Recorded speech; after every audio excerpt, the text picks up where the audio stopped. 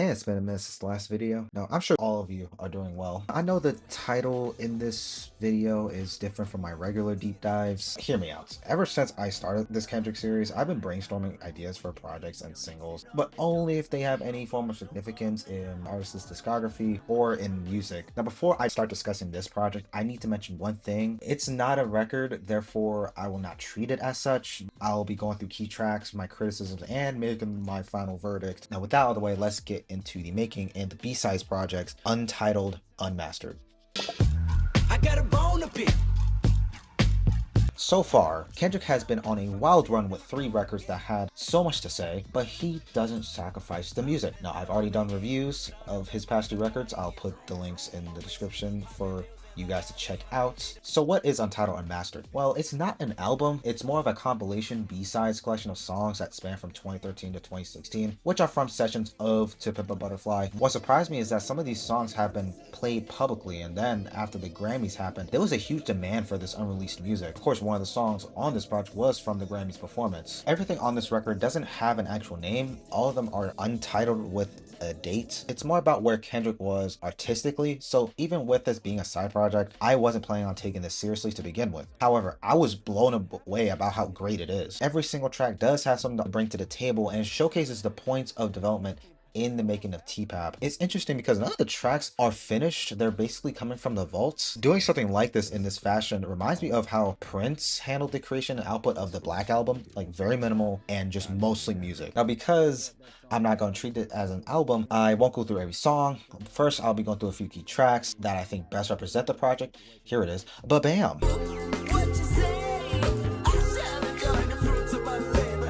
Here's the 3rd track from the project, dating all the way back to 2013. It was originally going to be a single in 2014. He had performed this track live on the Colbert Show in that same year when he didn't want to perform the song I. Now, NBA superstar LeBron James pleaded TDE on Twitter to release the music after hearing it at the 2016 Grammy performance. I personally think the song is great. It follows Kendrick meeting a young lady, trying to spit some game. Then it goes to like 3-way narrative following people that are part of minorities. There are certain points where the question, what does this person say? It's mainly diving into what these groups of people represent in either America or globally. With Asians, he connects them to meditating and believing in the Buddha. When asked, what are you doing? The idea of don't knock it if you don't try it becomes something that I'm sure he had to come to himself, especially when it comes to taking care of yourself. The Indians represent the land, seeing the dirt as longevity. They're trying to invest in profits, which will become generational. The Black man is going towards more sexual gratification as a way to push your limits. I see this as a way to be sexually liberated in spaces where those people are crowned for achieving that status. The white man has the biggest point on the track, how it's the point of exploitation, saying that if you can get platinum from rapping, it won't matter if you make $1 million or more. What matters is that you're living a better life while losing your core following. Eventually, we get back to Kendrick's point of view, going into bank to get his money and being told that they're going to be making promises he can't ignore. Now, this white man is telling him that I want a piece of your success, even if it means I'll be throwing money at you. It's a nice little narrative about how these groups handle their own vices.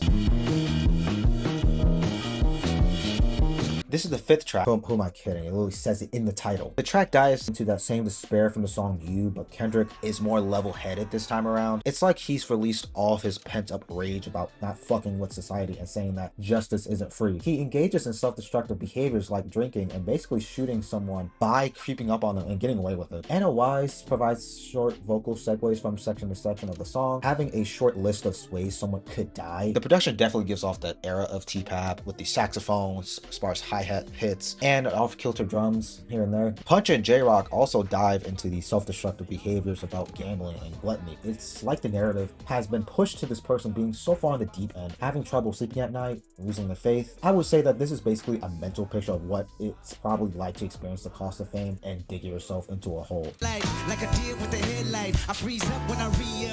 This is the last key track I'll be discussing, and it just so happens to be my favorite on the project. The song focuses on financial struggles. It's like Kendrick Kendrick relaying everything on someone in the song. I know Kendrick doesn't work a 9 to 5, but even he says that's because that the check didn't hurt him by the time Thanksgiving came around. Hook is quite catchy with the funk elements to it. Also like the refrain of blue faces a lot too. For the rest of the song, we get more into the financial struggles of other people. His homegirl getting a credit card scam, but when she got scholarships, she didn't care about that. Also having struggle meals like noodles, which are the staple in struggle meals. This girl has talent but can't fully come to that conclusion herself and thinks that her homegirls can be her managers when in all actuality cannot. Then it comes back to Kendrick rapping about how he wrote this song when he was looking at a broke home baby. This person that he's rapping about eventually starts getting on his ass about the things that Kendrick should be grateful for. At least that's how I'm interpreting it for his life, because this homeless person is trying to live by keeping warm, and it's delivered in this rapid but steady pace as the beat follows that same momentum. The song is more or less about the hypocrisies Kendrick has dealt with before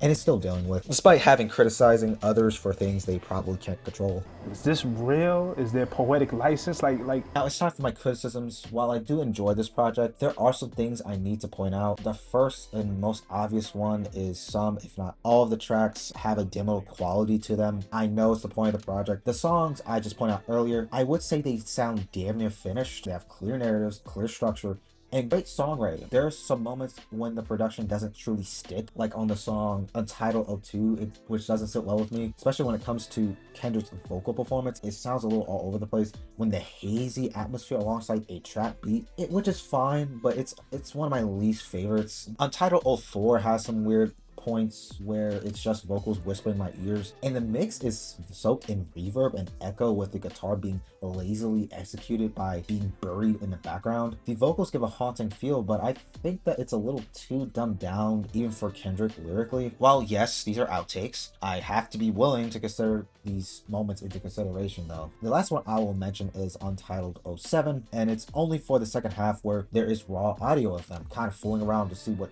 works. What also doesn't help is the track is 8 minutes long. It would have been better if this section was cut off as another track. I don't mind it, but I think it's a placement that could have been handled better. While I did have some criticism of this project when it comes to production choices, moments that don't stick, and a few lyrical potholes that I wish they weren't there, this is a great side project. Sure, I didn't go over every song that I enjoyed. That's merely because it's not an album, therefore I don't need to treat it as such. But even with it not having the title of being an album, Kendrick for the most part was a lot more focused than I thought he was going to be. Even with this collection of songs, he could still come up with ideas that was already familiar with, but didn't sacrifice the songwriting skills he's built up to this point. Now that that's all said and done, despite taking this to task, it's great. I'm so glad that Kendrick is working in an artistic angle with his work, and I can't wait to hear what he has to offer next, which is why I'm just gonna give this an A. Oh, this did surprisingly well commercially. It debuted at #1 on the Billboard 200. It sold 178,000 album equivalent units in its first week, including 142,000 traditional album sales. I did not expect this project to do so well commercially at all, and yet this is his second consecutive #1 project. Some of the songs charted on the Hot 100, including songs like Untitled 02 and Untitled 07. The project also received universal critical acclaim. What makes the success of this project a lot more surprising is that it was